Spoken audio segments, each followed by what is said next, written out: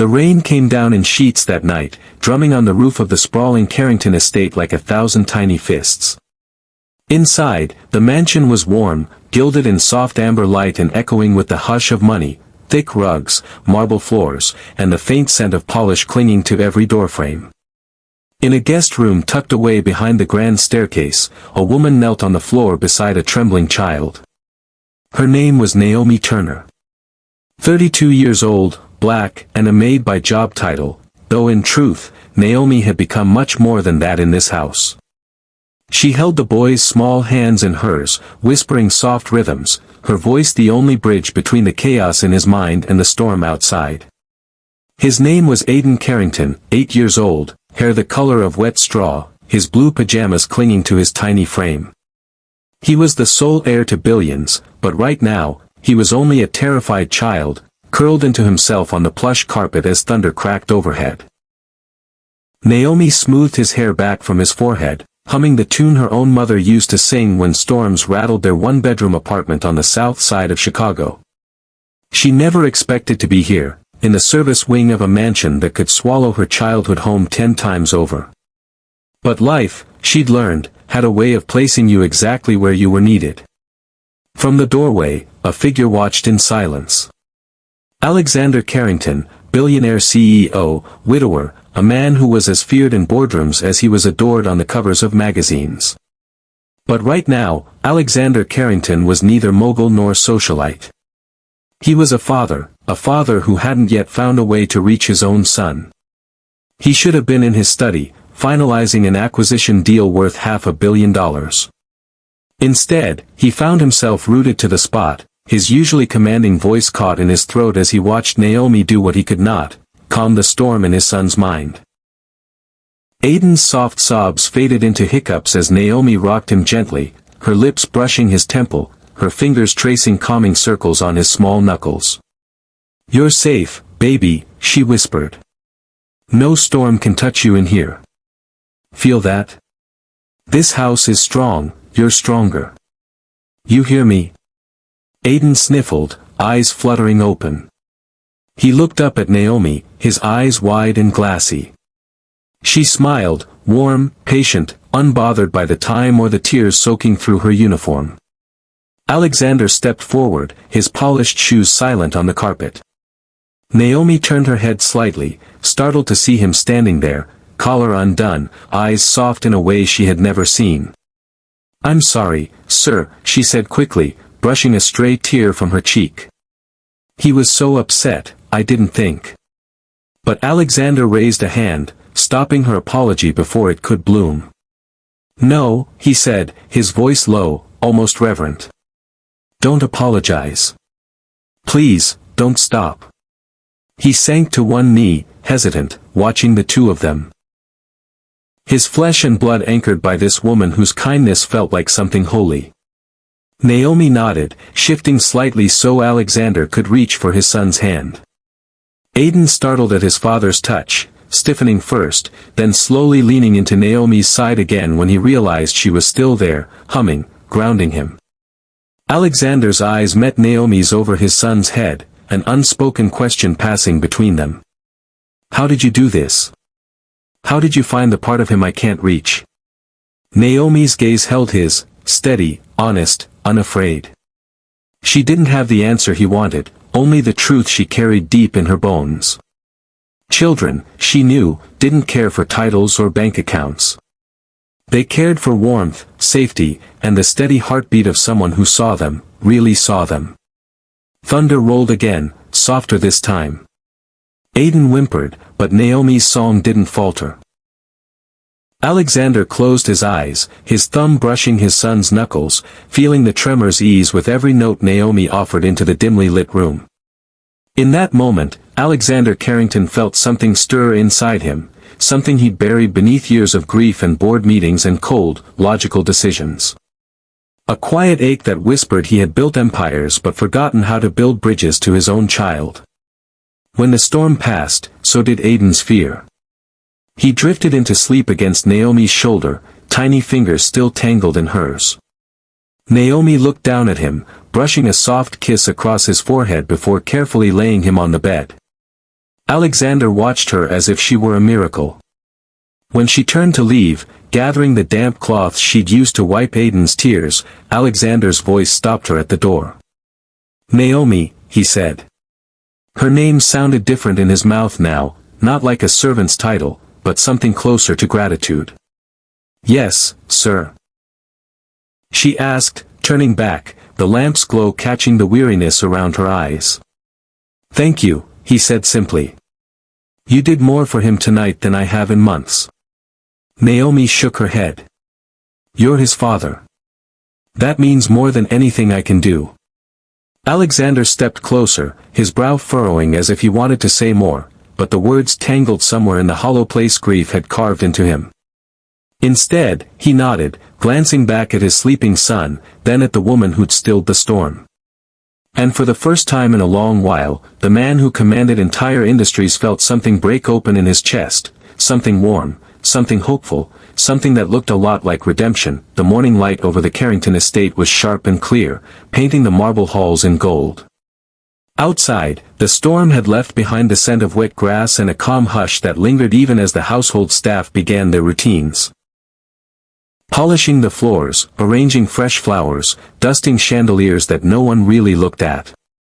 In the small staff kitchen, Naomi rinsed her mug and pressed it between her palms to warm her fingers. She hadn't slept, but exhaustion was familiar company. She'd spent the hours before dawn checking on Aiden every 30 minutes, just to be sure the storm hadn't snuck back in while the world slept. Across from her, Marta, the Carringtons' head housekeeper and a veteran of the mansion's quiet dramas, leaned on the counter, eyeing Naomi with a mix of worry and quiet admiration. "You look like you wrestled a ghost all night," Marta said, her accent lilting through the words. She pushed a fresh cup of tea toward Naomi. Naomi let out a tired laugh. "Not a ghost, just Aiden's storm." Marta nodded knowingly. "That boy trusts you like no one else in this house. Even his father, Naomi didn't answer right away. She could still feel the weight of Alexander Carrington's gaze. The way it had softened when he looked at her cradling his son. She had worked for this family for nearly 2 years, yet last night felt like the first time the billionaire had truly seen her. Before she could say more, the intercom crackled to life above them. Marta reached up and pressed the button. "Miss Turner, Mr. Carrington would like to see you in his study." Naomi's heart stuttered. The study. No maid was ever summoned to the study unless they'd broken something priceless, or were about to be dismissed. Marta read the fear on her face and squeezed her hand. "Go, honey. You did nothing wrong. He knows that." But Naomi's pulse didn't settle. She smoothed the front of her uniform, tucked a loose braid behind her ear, and left the warmth of the kitchen for the long, echoing corridor that led to the lion's den. The study was vast and intimidating. Dark oak panels lined the walls, a sprawling desk dominated the room, and the windows framed the manicured gardens like a painting. Alexander sat behind the desk, sleeves rolled up, the morning sun catching the steel threads at his temples. When Naomi stepped inside, he looked up immediately, as if he'd been waiting for her all night. "Close the door, please," he said. Her stomach twisted, but she obeyed. Alexander gestured to the chair across from him. Naomi sat gingerly on its edge, back straight, hands folded in her lap. She felt small here, the polished wood, the towering shelves of law books, the silent judgment of 1,000 trophies and framed degrees. For a moment, Alexander said nothing. He studied her face, the curve of her shoulders, the faint exhaustion she hadn't bothered to hide. Finally, he leaned forward, elbows on the desk. "How long have you been working for me, Naomi?" "Almost 2 years, sir." "And all this time, you've been the only one who can reach Aiden when he has these episodes?" Naomi swallowed. She wanted to shrink under his intense stare. "I don't know about the only one, sir. Sometimes he lets the therapist help. Sometimes you. But, sometimes he just needs someone to sit with him until it passes." Alexander's mouth twitched, not quite a smile, but not cold either. "And you do it." Without complaint. Without being asked. Naomi's cheeks warmed. That's what I'm here for, sir. To help. He leaned back, exhaling. I didn't hire you to be a nanny. I hired you to tidy rooms, fold sheets, polish silver. And yet, you've done more for my son's heart than any specialist I've paid half a fortune for. The words hung there, heavy with something Naomi couldn't name yet. I don't know how to thank you for that, Alexander continued, voice rough at the edges. Last night. I realized I've been failing him in ways I can't afford to fail. He needs more than a father who's home 3 nights a week and a parade of professionals. He needs someone like you. Naomi's eyes flicked down. He needs you, sir. I'm just here when you can't be. Alexander stood suddenly, restless energy pouring off him as he moved toward the window. He stared out at the gardens, hands shoved into his pockets. You know what's worse than losing my wife? He asked, his back still turned. It's realizing that in my grief, I let my son become untouchable. Alone. Because it hurt too much to see the parts of him that remind me of her. Naomi's breath caught. She had never heard him speak this way. He turned back, eyes sharp, but there was something raw and unguarded there now, too. You didn't sign up to carry my failures, Naomi. But you have. And that's going to change today. Naomi's pulse kicked up. Sir, if I've done something wrong. Alexander shook his head, crossing the room until he was standing right in front of her.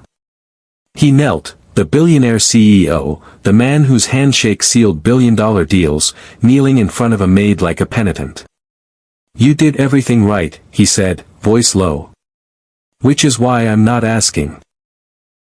I'm begging you not to leave my son. Not to go find work somewhere else because this house wears you down. I want to make this official. I want you to be Aiden's full-time caregiver. His companion.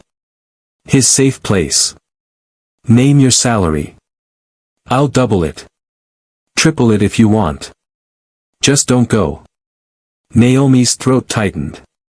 She had never imagined this conversation, never imagined the cold, distant billionaire would ask for anything, let alone beg. She looked down at her hands, strong, rough from work, soft from holding a frightened child through a storm. I don't want more money, sir, she said quietly. I just want him to feel safe. That's enough for me. Alexander let out a soft, disbelieving laugh, a sound that cracked something brittle in the room. He sat back on his heels, scrubbing a hand over his tired face. You really mean that, don't you? Naomi nodded. He's a good boy, sir.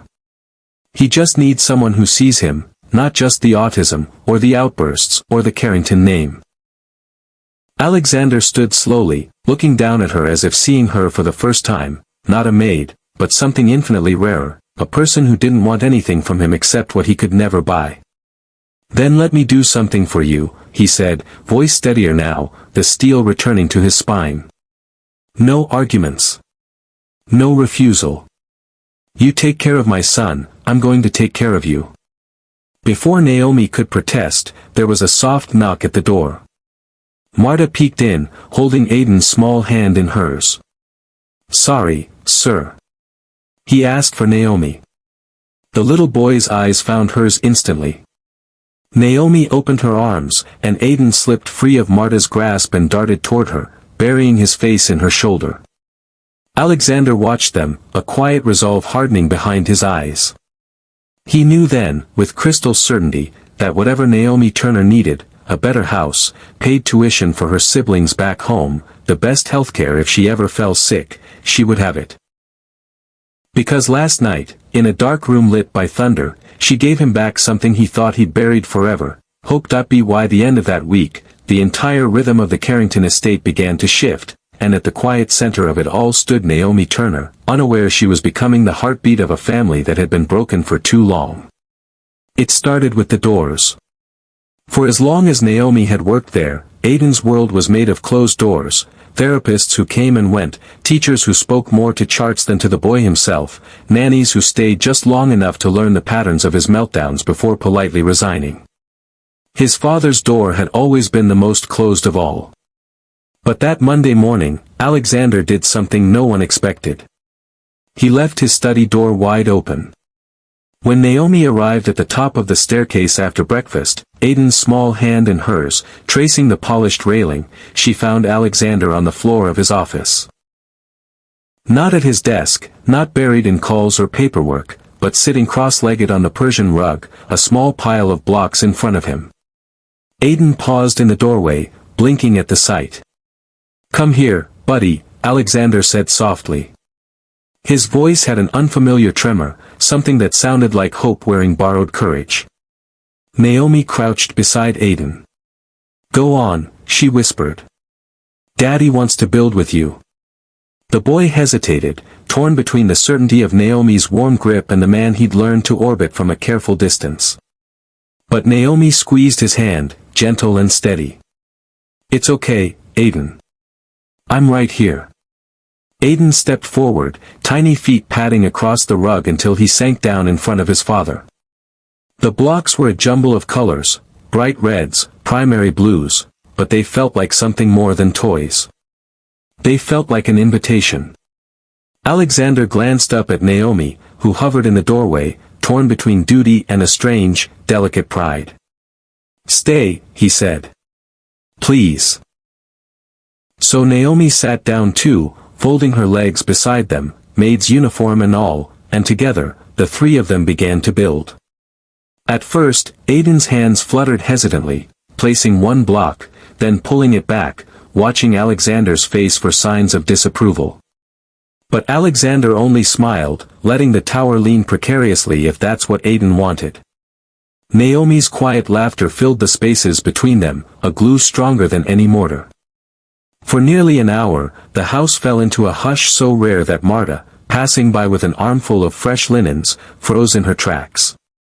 She'd worked for the Carringtons for 15 years and could count on one hand the times she'd heard Alexander laugh, truly laugh, in his own home. Later that day, in the staff quarters, word spread like a spark on dry grass. The maids whispered by the linen closets, the butlers raised their brows in the silver polishing room. "Did you hear?" someone murmured. "Mr. Carrington's in there playing blocks with the boy. And that Naomi, she's right beside him." One young maid, fresh from her village and still wide-eyed at the Carrington wealth, giggled into her apron. "They say she's got him wrapped around her finger already." But Marta shut down the gossip with a single sharp glance. "Hush now.